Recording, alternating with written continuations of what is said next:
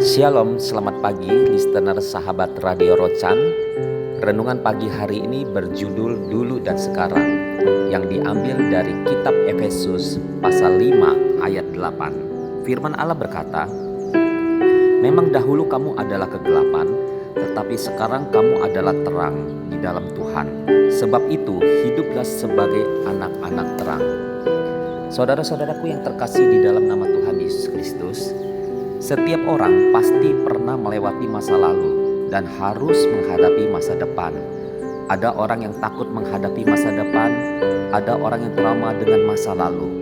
Sudah saatnya kita belajar bagaimana yang Paulus katakan, "Aku melupakan apa yang telah di belakangku dan mengarahkan diri kepada apa yang ada di hadapanku." Dalam pembacaan firman Tuhan hari ini dikatakan, "Memang dahulu kamu adalah kegelapan, tetapi sekarang kamu adalah terang di dalam Tuhan. Sebab itu hiduplah sebagai anak-anak terang." Dari sini dapat kita pelajari beberapa hal penting. Yang pertama adalah dulu dan sekarang kita harus berbeda. Harus selalu ada peningkatan. Hidup Kristen adalah hidup yang progresif, hidup yang bergerak maju. Seandainya dulu kita lebih baik daripada sekarang, berarti ada sesuatu yang tidak beres di dalam hidup ini. Karena Alkitab mengatakan, meskipun manusia lahiriah kami semakin merosot, namun manusia batinia kami dibaharui dari sehari ke hari. Berarti dulu dan sekarang kita harus berbeda, harus semakin hari semakin baik. Yang kedua adalah kita berubah hanya karena kasih karunia Allah dan tekad kuat kita. Tidak ada seorang pun berubah hanya dengan kekuatannya sendiri, dan tidak ada seorang pun dapat mengubah orang lain. Ibu tidak perlu berkecil hati dan berkata, "Aduh, suami saya tidak berubah, masih terlibat judi." Tahukah ibu, ketika ibu berdoa sungguh-sungguh, itu yang menghancurkan segala benteng iblis di dalam hidupnya.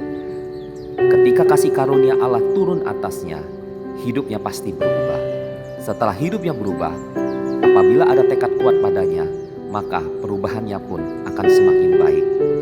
Yang ketiga, kita harus sadar akan kasih dan anugerah Allah.